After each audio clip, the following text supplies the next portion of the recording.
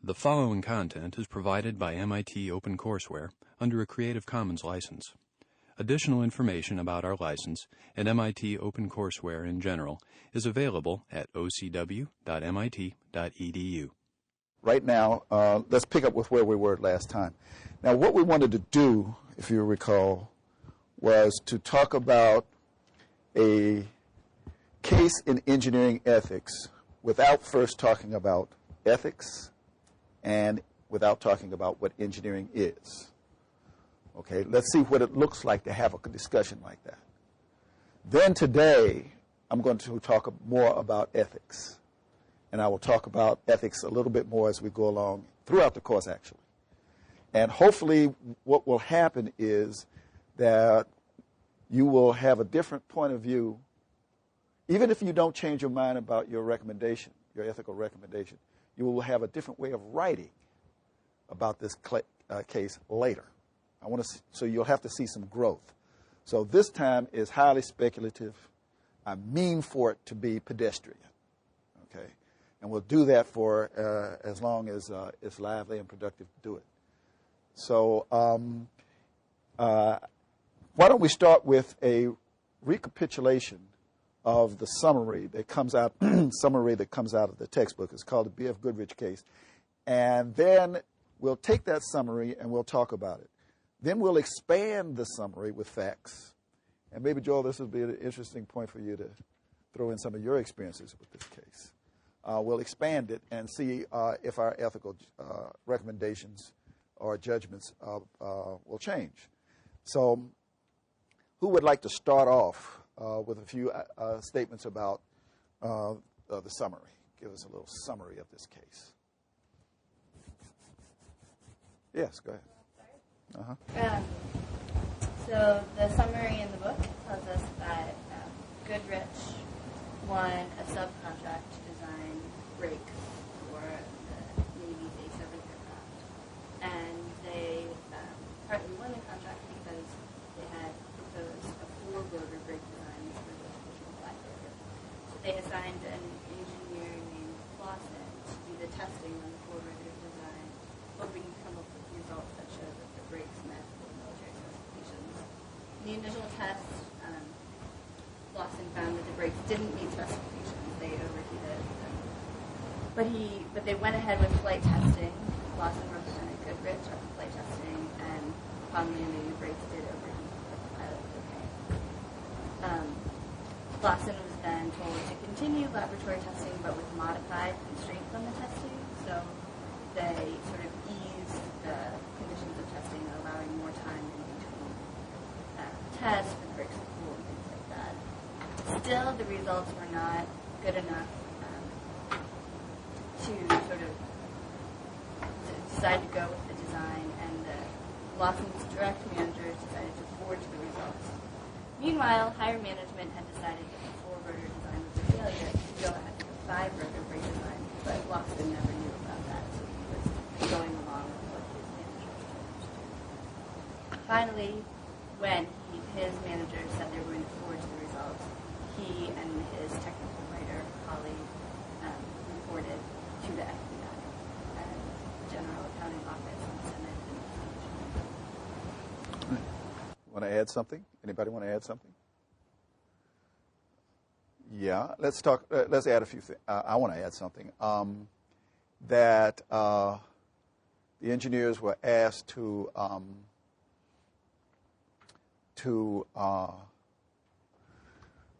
actually revisit the brakes after each test, which you don't do in the field. You don't go back and change, look at the brakes. You in the field, you put them on, you use them. If there's no problem, you keep using them. And then there's a test schedule. You may go through the test schedule, but they did that. And that was an issue that I think we want to discuss. There was the issue was that for LTV, who was the subcontractor, that if they passed the test, then they could make brakes for the whole line of aircraft that the military was going to use. This was during the Vietnam era. so they were going to use them. This was not for training. This was for actual combat. Okay. Anything else we want to? Okay. Tell me, what do you think is the? Does this experience here have any moral content? And what would you and how do you evaluate the behaviors of the various characters in this scenario? Feel comfortable. Just open up and just start talking. Yes. I found at a first glance the engineers looked like the victims, but they were also engaging. But they did modify the tests, and they knew that was probably wasn't the best thing to do. And they, like you just said, they revisited the bricks, which means everybody, well, the lower managers and the engineers were both kind of guilty of some kind of moral wrong. Do you feel comfortable about putting a name to this moral wrong? What kind of moral wrong? If not, then think about it. Okay, I think it's dishonesty. All right. Should a person be honest? Yeah. Why?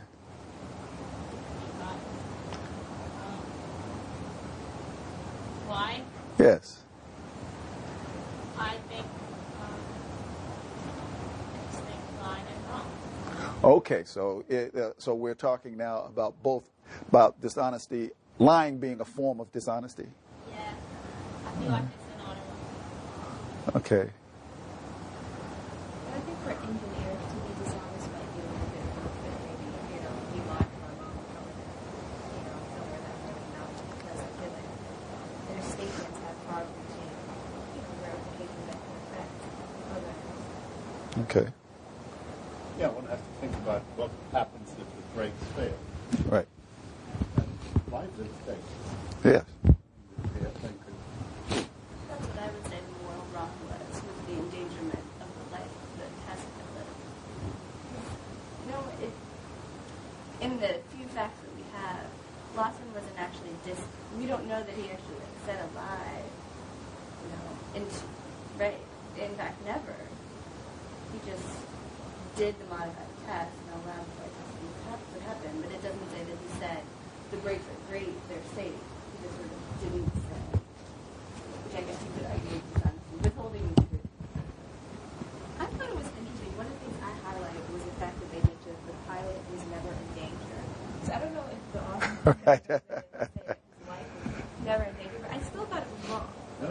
The issue is if these pilots go into the field in Vietnam. Yes.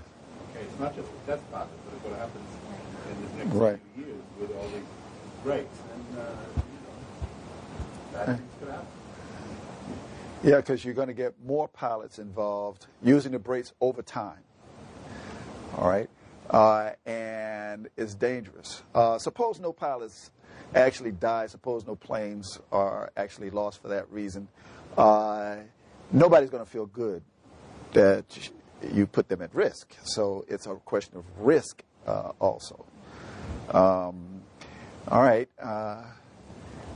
Can you defend what you said? Now, you don't want people to die. Now I'm going to be the bad guy here. What is the price that that the engineer and the technical writer had in blowing the whistle? Did they have to pay any price for all of this?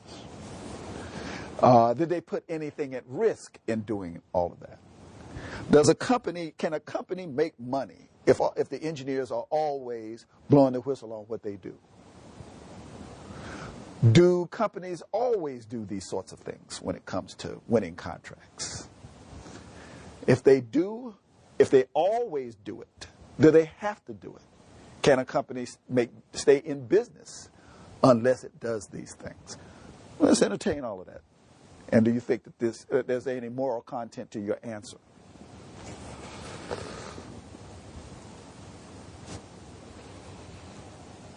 All right. There's another way. You want to? I was thinking of General Electric, Raphael. When he came into General Electric, he was just a little company that was rolling out lies on it, like moral violations and how they carried about themselves. Okay. But he drew up a whole new vision for the company and said these are our values and kicked people out who didn't follow it suit. And General Electric still has something called the General Electric way of following their moral code in all their dealings and all their business transactions or whatever. Right. And they're one of the most the companies at the forefront of what they do. So I think they're an example of not having to be in these kind of messes and still be successful.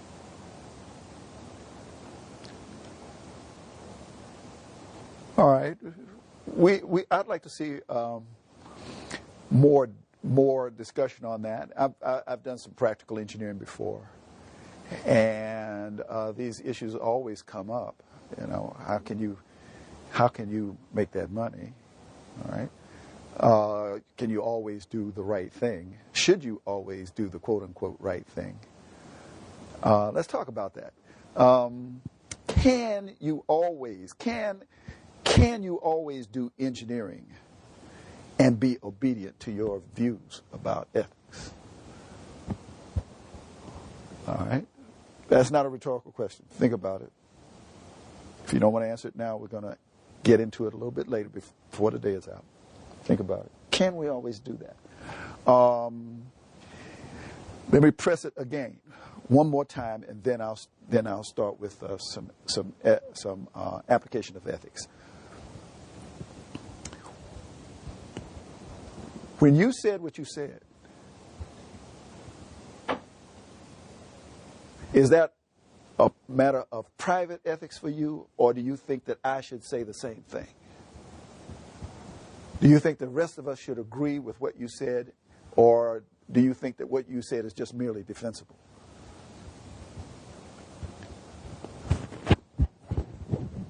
Pardon? Is that for discussion? Yes, that was a real question. I mean, are you going to coerce the rest of us to think the same way?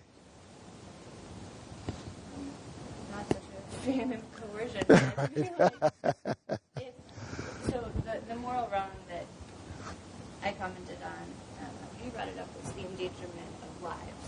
Right. And I feel like that's the code of not putting lives in danger, I would say, is sort of an ethical code that everyone should accept. So you're going to universalize it? Yes. All right. All right. Then what would you recommend as behavior for these two engineers, for Lawson and for Vanderveer? I would recommend that they had reported the negative test results, the overheating, before agreeing to represent Goodrich in the license. Well, I would recommend that they not agree to represent Goodrich in the license. Okay, so they were a little bit late in telling everybody that things were not going well. Why do you think they were late? I guess for two reasons. One is that even though the article says the pilot was never in danger, I think that might have been after the draft analysis. The brakes could have performed even worse than they did in the flood testing. So one was that danger. And then the second was because they spoke up so late, they allowed another round of testing to happen, which was cost money and resources. So they got deeper and deeper and deeper. Okay, yeah. I would say that two possible other explanations might be that as an engineer, you don't get it working right now, you think, oh, maybe I can get it working next time. And so, probably because it might be personal reputation at stake, but I think their immediate managers probably knew about it as well, so it could be pressure from them. So in some sense, maybe the responsibility was a little bit more diffused, because if I report it to my immediate manager and he chooses not to catch on it, then you sort of have a bind.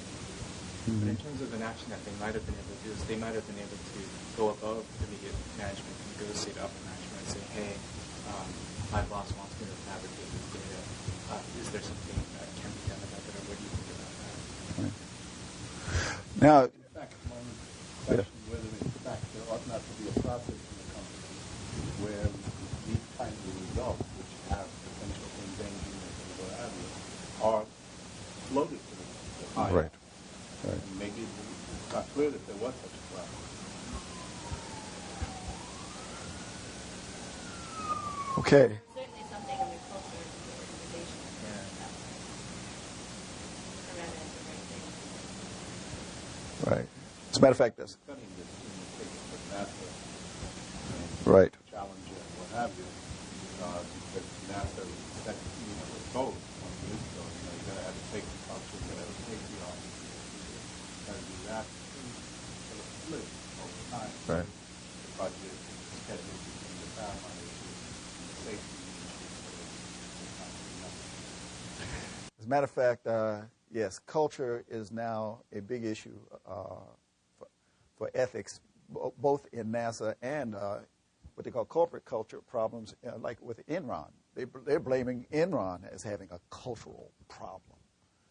That it was not just here or there, that it started with the top and that the whole culture had this problem. Okay, let me make a few comments. What I'm going to do today. I'm going to talk about three kinds of ethics. Okay. One is the kind of ethic wherein a thing is right or action is said to be good if it tends to produce the right consequences. So that belongs to the big general category of consequentialist ethics. Right? And that's what you said. And that's what Joel said. What happens, the thing in and of itself was wrong because it tended to produce bad consequences. Now, there are different theories about how to carry that out, what counts as bad consequences. I'll get into that later. But we're going to talk about we're going to talk about John Stuart Mill and utilitarianism as probably the most talked about method of dealing with consequences. The second method is a method that says, well, we don't worry too much about consequences. There's a principle at stake. The question about right behavior and good and bad action have to do with conformity or disconformity to the right principle. And that's what Ms. Henry said. That really lying is a bad thing. We shouldn't be liars. And she didn't say anything about the consequences of it. That's a legitimate way to go. And we're going to talk about how Immanuel Kant has a set of ideas about using reason to formulate principles to live by. And there's no reference in all of that to consequences.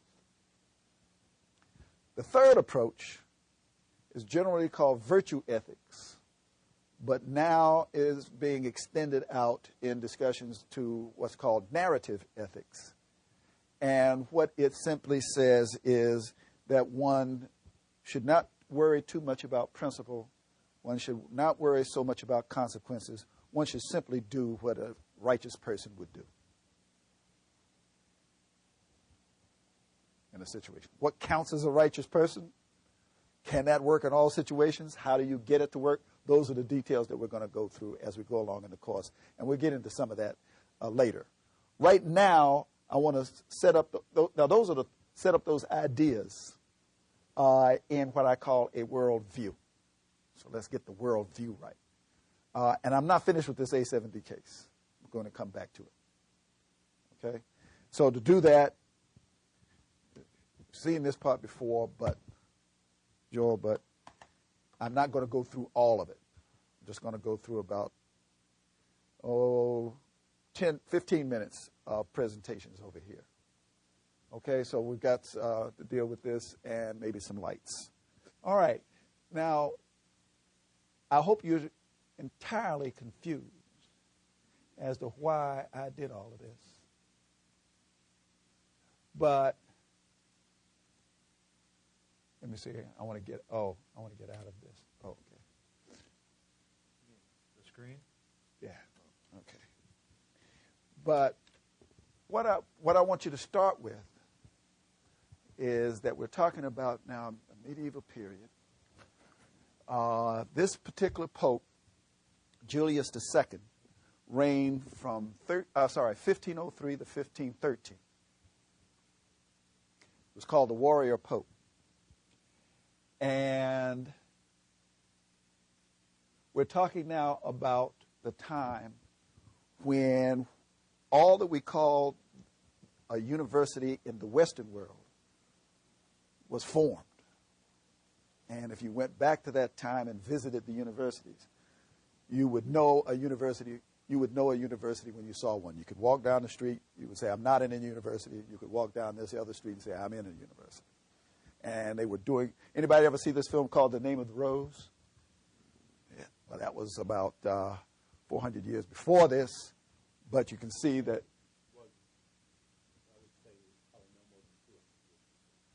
200 years before. Okay. It's a very, very important book. Very important book. I read the book, and then I went back and traced out all of the movements in the library. And then I saw the film, and then I went back to the book. The real issue was why when monasteries and priests were being killed.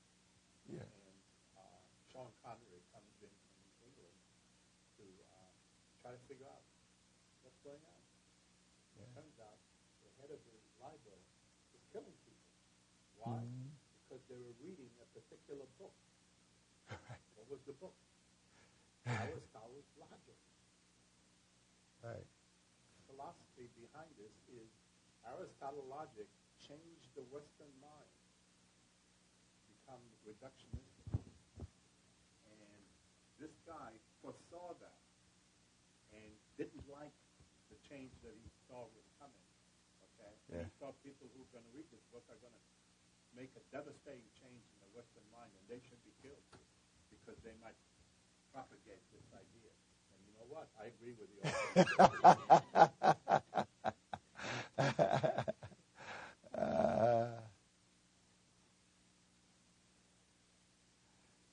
Okay. Now, I'm going to make a metaphor. And then I'll... sorry, we're not up again.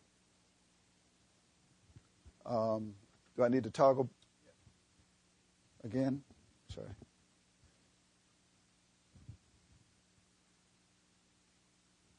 Okay. There we go. Thank you. And let's see, to go forward, all I need to do is, yeah, okay, I'm in good shape. Okay, I'm going to make a metaphor. Okay, just relax. And all of this point's going to fall in here together. You can't make deep points just by saying, there it is. You've got to go around. All right. This is a place in Washington, D.C. called the Cosmos Club.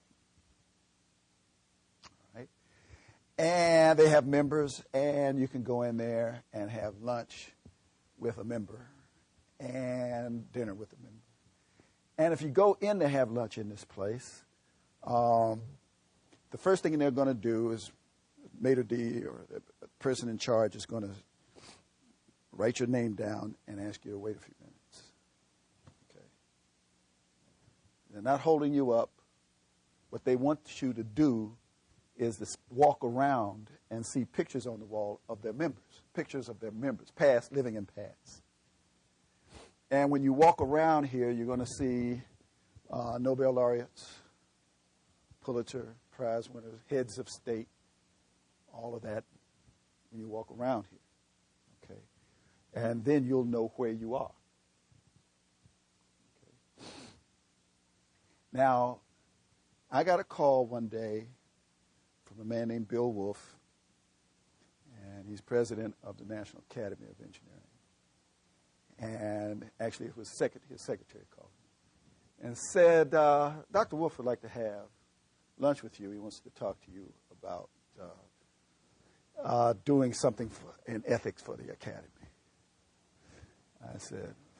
I said to her, fine, but in my mind I said, oh no, I don't want to be doing any more codes of ethics. I'm through with that stuff, but if he wants me to do something like that, I will do it. But then I said, where are we going to have lunch? She said, well, we're going to have lunch in the Cosmos Club, in his club, the Cosmos Club. I knew immediately that we weren't going to discuss any codes of ethics in there. We were going to discuss what the academy, Joel's a member of the academy, what the academy has to do to properly advise Congress. Automatically, just by saying that, I knew the content and how to prepare for that lunch meeting. Okay, I knew about it. Everybody in Washington knows about this club, but I particularly knew about it because I was married right in that room. And it's a delight to my wife when I tell her that I talk about this particular place. I could talk about some other restaurant. Okay, this is the Vatican, and inside the Vatican, there's a room called the Stanza della Segnatura, and that room, you can barely see it. It's a beautiful room. I wish I could get better. I tell you what, class this size, if you want to come down here and look at my laptop, actually it won't make any difference, will it, if I turn it around?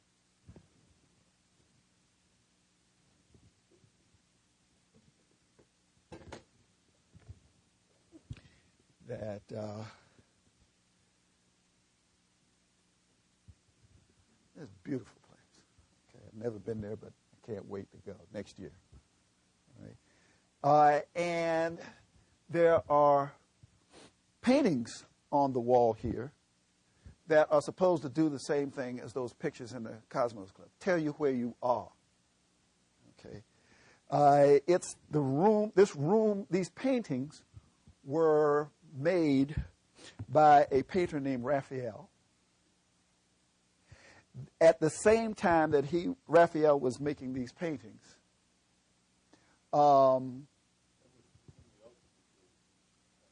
Julius II had commissioned him. This Julius II, the warrior pope, had commissioned Raphael to do these paintings. Okay, and at the same time, guess who was painting the Sistine Chapel? The Agony and Ecstasy. Michelangelo. Okay, Michelangelo was in another building in the Vatican painting the Sistine Chapel. Raphael, I didn't know it was secret, but I know that Raphael is accused of stealing some techniques in there. It was close. I learned, too, that Raphael was recommended to the Pope by Bramante, who had done the dome, who was the architect. And Raphael was his cousin, younger cousin. But anyway, and this is the room that the Pope uses to sign his major documents. This is during the Holy Roman Empire. And so the kings, Charlemagne was the first, then you had a bunch of the Ottos. And whenever the Pope made a signature, the king and other great dignitaries would be in this room. And the Pope wanted to make you understand, this is very significant for these days, the Pope wanted to make everybody understand that the credit of the Vatican is good, that you're making a good deal. Now, why did he want to do that? Well, it goes back to the film. The popes had to fight for the life of Christendom back in those days. We had an empire, but it was mainly a feudal society. And the popes had to fight these people. The popes actually got into intrigues. They would hire one duke to fight against another one. The king would be fighting against a duke, and the Pope would side maybe with the king and give money to the duke. Oh, these people had to fight on a daily basis. And now here comes the real issue. 1503 to 1513, that's his reign. Okay, what's going on in those days? Well, Columbus had just gone to America in 1492. The printing press was perfected with the movable type in 1492. So therefore, there was this big issue at the time of science. Everybody wants now to get rich because we have discovered a new world and we're creating a whole new middle class. Right? Trade. So people wanted ships to go faster and hold more. They wanted to be able to plot through the stars. So they wanted to deal more with astronomy. There was this whole big issue of bringing science into everyday life so that the person who would ordinarily think of him or herself as average could now make a lot of money. Right? And, as Dr. Moses just said, this was a time when the religious establishment that was really building most of the universities thought that Aristotle was a danger to religion. If you don't believe that, then just ask what was science and is science considered today a danger to faith. All right? So the Pope had to deal with that. All right. Not only that, but let's go just a few years after. In 1517, 4 years after the Pope died, Martin Luther posted his 95 Theses and started the Protestant Revolution. So yes, there was concern in those days that the Pope's credit might not be good. Right? That a signature in there might not mean much. So he was using the power of these paintings to make the case. All right? Now, I'm going to look briefly at just two of these paintings, and then go back to what I said about ethics. All right? This is one of the paintings that Raphael did, called The School at Athens. Looks to me that you can see it pretty good up on the screen, believe it or not. And you can probably see that it even looks a little bit better on my screen, and that my screen is not perfect. But this is a beautiful piece. You probably tell from the colors that this is that they refurbished a lot of that to its original. Now, here's what you need to do to appreciate what I'm trying to do in this class, and that is relax, let your mind flow. Okay, do what they call a free association. Just look at this painting. Now, what the Pope wanted to show was that Greek philosophy has a place, including Aristotle. Greek philosophy has a place in the Christian/Holy Roman Empire. Despite all of the problems that they'd had before, now the Renaissance has come, we've got a whole new day. The church is not going to fall apart. There is, in fact, a place for Greek philosophy in the Holy Roman Empire. He wants to make that statement in these paintings. And in this particular statement, in this particular painting, School at Athens. So what the Pope did was said, look, I want you to paint the great thinkers from Greece.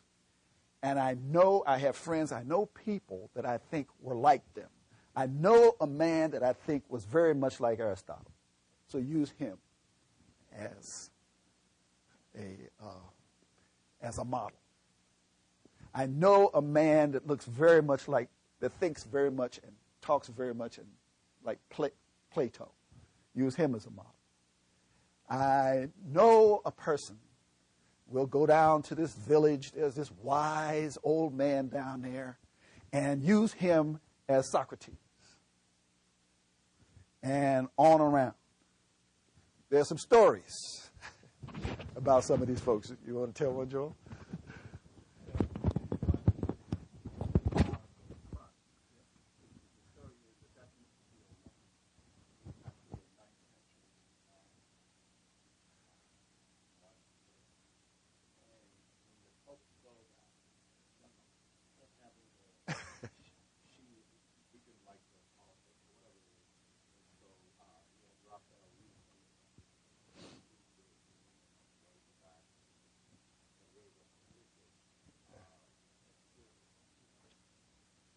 There's one.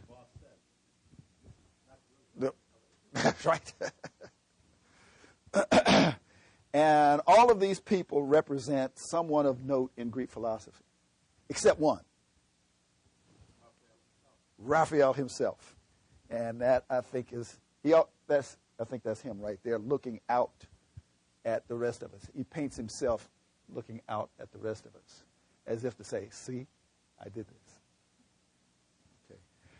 Now, let's put aside the fact that not all of these people knew one another. There was no possibility of getting all of them in one room. That's irrelevant, isn't it? The story is supposed to tell something else. Okay. Now, there's something that I don't want to put aside, and that is that this and all of this right here, that's a Roman vaulted ceiling. None of the ancient Greeks ever saw that architecture. So why would he put these people,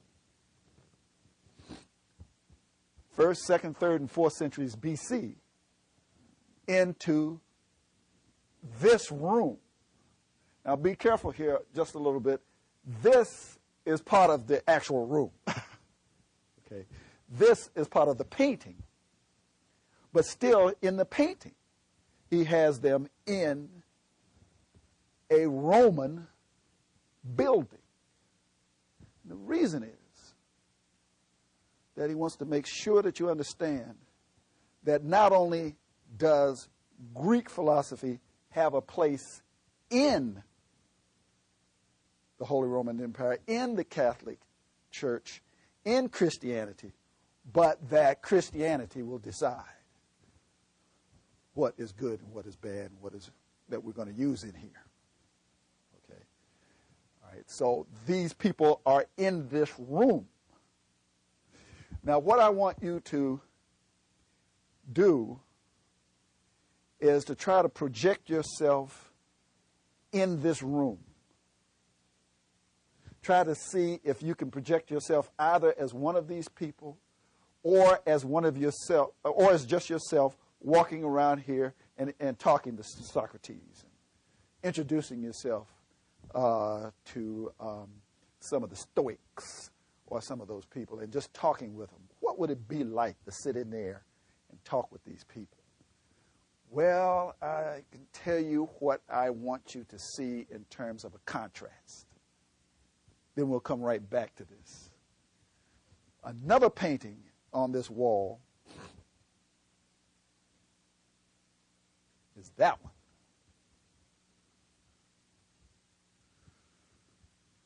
Is there any contrast that you would make between this one, between being in this room and talking with these people and being in this room and talking with those people? You can see a lot of them. You just don't know where I'm going with this, right?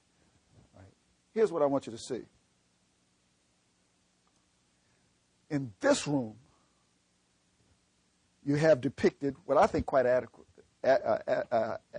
accurately and more than adequately is the basic worldview of the ancient Greek. That is to say, the world revolves around the individual.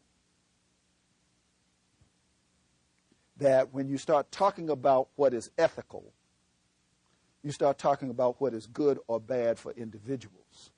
You are not talking about, all right, are you follow me now? You are not talking about what's good or bad for the state. Okay? I can't emphasize that too much. That's the reason for me going through all of this thing here. That when we start talking about ethics, and I want to talk 99% about ethics that we inherited from the Greeks, okay, that is 100% of the ethics that we talk about in engineering ethics. I want to talk about it not 100% because I want to contrast it with religious ethics and other kinds of ethics. I want to contrast it with law. Okay, I want to contrast it with politics. But then once I've made the contrast, I don't want to deal with the rest of that. I want to come back to ethics. The name of this course is Engineering Ethics, not Engineering Public Policy. Okay? That's what they deal over in those courses. What I want you to see is that in this painting here, you are depicting what is known as a well-ordered society. And that what is good for society, and what is bad for society. Over here, you're talking about an ill-ordered society. People do what they want to do. All right? But the emphasis and the moral agency is with human beings as individuals, not with organizations and states. That's not true everywhere in the world. Okay? All right? It's not true everywhere in the world. But when we do ethics from the Greek point of view, and that's what we're going to do in this class, all right, then we're going to say that moral agency is a property of individual human beings, not of organizations, not of states. I'm going to depart with that in my 1% before this class is over. Okay. But that's what we're going to talk about. If you can get yourself projected into this room, then you have done 50% of all that I can do in an ethics class. Just get in there. Reason dominates. There's nothing, you can't say what I believe. Say what you can prove. How do you argue it? What counts as a systematic argument? That's what we're going to deal with in this class. Okay. Over here, and then I'm through. This is the last slide I want to talk about, and I want to talk about this slide today mainly as a contrast for the other one. I will talk about this slide later in more detail later. They know how to live it up. Okay. Actually, if we did things right in this class, we would find some place where the tree and the loaf of bread and everybody laying around. You mentioned Kant and Mill. I did. You know that Kant is really a follower of Plato. Mill is in many ways a follower of Aristotle. I can buy that. Yeah. That's the contrast between Plato and Aristotle is going on for thousands of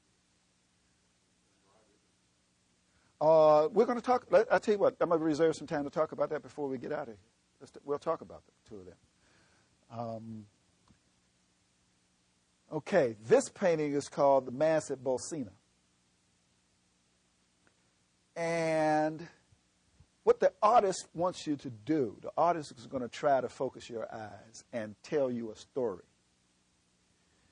Okay, let's go back to the other one. The artist wants your eyes to go right here first and see Plato and Aristotle, and then kind of go out and downward. The artist in this one wants your eye to go here. Do you see the flow coming up here and back down? He wants to tell a story. And that is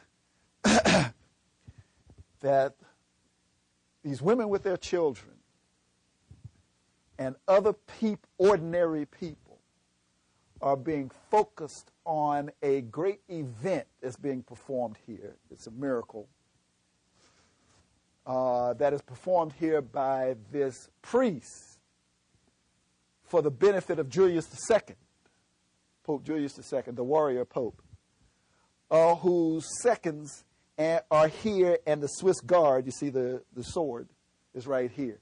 This now portrays something that is going to be Very important to you. Before we go any further, this person here looking out at us, Raphael, self-portrait. And that is the idea that is as old as Homo sapiens sapiens, that in order to hold a society intact, you have to do three things. Short of doing three things, you have to overdo the other two. Here are the three things. Here are the three principles of social order. These are not sociological principles. Don't go over in the sociology department and ask them what is required to hold a society together, because they're going to look at measurable things and come up with something else, scientific point of view. I'm talking about what the masters have written about and how they've approached the problem over the many years. Three things. Number one, that a society will hold itself together insofar as the members of society see that it is in their interest to be a member of the society. And this demonstrates this. How can you best say that the people want to be part of the Holy Roman Empire? It's to get a family and say that they meet their primary needs. I can feed my kids. Okay? So when you've got these mothers down here with the babies, and all of these people acting as one, okay, then you're saying that the Pope is saying to you when you come in the Signatura that here in Christendom we can provide your primary needs. You will be able to raise your family, you will be able to get food, you get shelter, all of those things. You don't have to worry about the barbarians coming in from the north. Yes, you did, but that's what he's trying to say. Okay, because don't forget, we're talking about that in 410, Alaric the Goth sacked Rome. Okay, all right, and this Pope is very much well aware of that. That this first order of principle is being satisfied here. That the self-interests of the individual are met by membership in society. That's principle of social order number one. Principle of social order number two. A society will hold itself together so long as the members of society agree that there is a higher cause to which they will commit, higher than self-interest. I am willing to die for democracy. I am willing to die for my country. I am willing to die for what it is that we stand for. And there it is. The principles are the principles of Christianity. Okay. This is not just the Roman Empire. This is the Holy Roman Empire. There weren't any Romans in it. But, so there is this higher cause. And it doesn't show too well here, but it shows well here. And that is that the painter is using light to go up here, and it's a little bit shaded down here, but you get the light. You see the light? The light is shining in from the top. So therefore, God is speaking to you. Right? The third principle of social order is the principle of force. That a society will hold itself together, that it can be maintained intact by force. Two kinds of forces. One is the kind of force that we call civil force or police forces. Keep the citizens from disintegrating the society by beating up on one another. The other is external, which we call military forces. That a society will be held intact because external factors will not disintegrate it by coming in there and tearing the place up. Okay. So therefore, you have in this Pope the symbolism of both the high priest and the king. Okay. That concept of bringing the high priest and the king into one person is old. Began with two people. Began with Moses Okay? When Moses came from the mountaintop and the Hebrews had reverted back to paganism, then Moses deposed his brother Aaron as high priest, and he became high priest and king. I'm using the word king symbolically now, as the one who provides for the principle of force. Okay. Hammurabi was also another one. And there was a third one, actually, that came along afterwards, named Akhenaten. He came before. Yeah, Akhenaten, I'm sorry, he came before. Akhenaten actually preceded all of that. He preceded Moses. And I think he invented the monotheism, yes. He's sometimes forgotten because he wasn't entirely successful. There was a revolution and he lost. Akhenaten came before. So that's this concept here. And what we will see as we go along in this course, that the universities in Europe at this time, there were about 75 of them, were built mainly by clerics, and the ones that weren't were the practical schools, the law schools, the medical schools, the schools of theology, and the schools of administration or business, which we call business today. They were run by experts who practitioners. But there's a very interesting thing about that. All of the practical schools were in Italy, where this practical state of mind ruled. Okay, and the schools that taught the 7 liberal arts, the trivium and the quadrivium, all were further away. Started at Paris, and then going up into Oxford and Cambridge. Okay, and the priests that taught that had to get you into this mindset. So this is very important to what I think this class is all about, that in order to do ethics, don't get into this structured mindset until at the end of the course when we start talking about codes of ethics. Don't do codes of ethics in this room. They'll throw you out. You cannot formulate a set of principles or a set of behaviors that everybody has to conform to, not at that level of specificity. There are different approaches. Over here, there's only one approach. Okay? So towards the end of the class, when we start talking about codes of ethics, then we'll start talking about getting our bodies in this room and our minds in this room. Okay? And we will be talking mainly about Greek ethics. Okay? All right. Now, I want to say something about the A7D case, and from this point of view.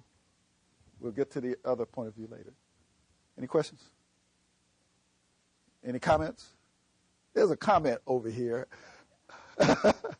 No, it's my responsibility to read body language. It is not my responsibility to be right about it. But I have to, if there's something that I think is going, I have to stop, try to drag it out of me. Okay? Now, if I'm wrong about it, okay. Okay. Now, in this room, they're going to be, with that A7D case, they are going to be concerned about the behaviors, but they're going to be concerned about a structured argument supporting those behaviors. Right? And the argument begins with a choice of approach, whether it's going to be principled or non-consequential, whether it's going to be consequential, or whether it's going to be virtue. So that's how you start off your argument. So when you give an argument back to me, the first thing I want you to do, after you have reviewed the case, and when you start your analysis, the first thing I want you to do is to look at the major divisions of philosophy and start with metaphysics. So the major divisions of the philosophy, and the worst part of this, what I just said, is the word "the." Okay, we can divide it more than one way, right? But let's look at the major divisions of philosophy being metaphysics, epistemology. I'll tell you what these mean in a moment. Then we're going to have ethics and aesthetics.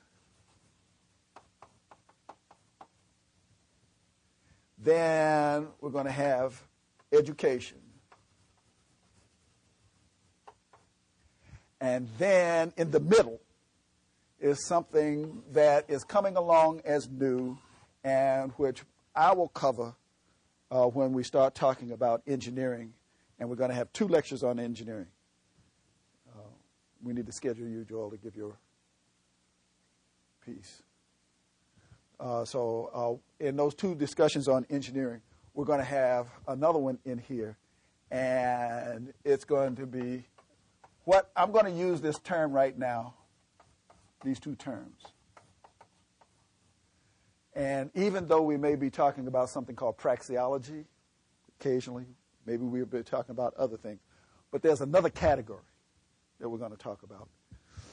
And when you give a paper to me or make an argument, I want it to have this basic structure.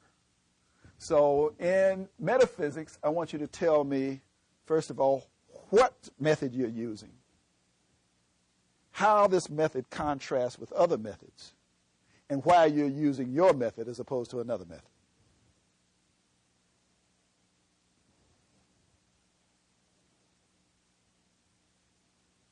Okay. So when you say that I know that what I'm going to come out with in the end is that what those engineers did was wrong because it tended to produce the wrong consequences, I want you to tell me, I'm going to use a utilitarian approach. I haven't told you what the utilitarian. I'm going to use a consequentialist approach. A principled approach will apply, but I don't want to use that one. And why? Okay. And then I want you to come back, and after you've done that, is tell me what are the facts. Epistemology is theory of knowledge. Okay. So after you talk about what are the facts that you want to talk about? Now look at the structure. You've got the case ahead of you, but you're not going to talk about all facts in the case. There's going to be some specific things that you're going to be interested in. The behavior of Van der Veer and Lawson. Okay. Then I want you to talk about what is the ethical content of their behaviors. And I want you to contrast that content with content that is not ethical. I mean, it's not unethical, but like legal content. You may want to put in a psychological motivation. What will be most important is that you put in a sociological context. That what they did in the context of employees in a structured organization that exists primarily for the purpose of business, profit, as opposed to the military people who they were doing business with, as opposed to other kinds of organizations, like the family. All right. And you will, in order to do that, before it's all over, you're going to have to tell me if there are any practices and principles in that business that conflict with ethical principles.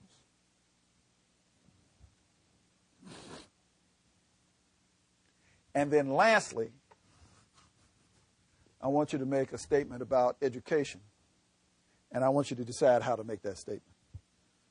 In other words, sometimes at the end of your presentation, you're going to, well, we already did it when we said that, well, there's something about the environment here before you came in. We talked about how this case, there's something about an and then we got to get out of here. There's something about an organizational environment that is conducive to unethical behavior. Maybe we need to educate people. Okay, like they're doing up at Boeing. At Boeing, they said 3,500 people have to be trained in ethics. All of their employees have to take an ethics course they're going to offer them at Boeing. Well, not just in Seattle, but all over. 3,500 people. Okay? Now, I am going to say that class is over. I'm going to turn on the lights. I'm going to start putting my things together, and these other people will come in, but talk to me about whatever you want. And if it goes on, then I can talk to you outside, and I'll be at the brown bag as soon as I can get there. Will you be interested in talking Thursday? This coming Thursday? Okay. Next Thursday, we're going to talk a little bit more about ethics. We're going to start talking about engineering, and we'll look at another case.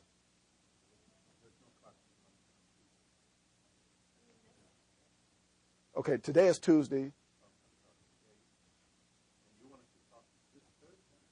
If you're ready. You want to wait till next Tuesday?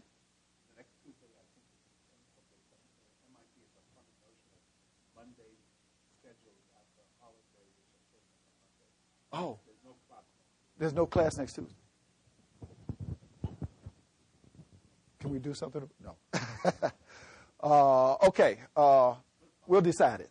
We got plenty of time to decide. But you can see how this thing is going to continue, and then we'll start a new case. But nothing to read for Thursday? No, nothing to read for Thursday. We'll start getting you prepared in that mode later. I'm still in the mode where we're going at things pedestrian. Okay. But you see that, but I hope you got this down. I want this structure. Okay. Okay, thank you.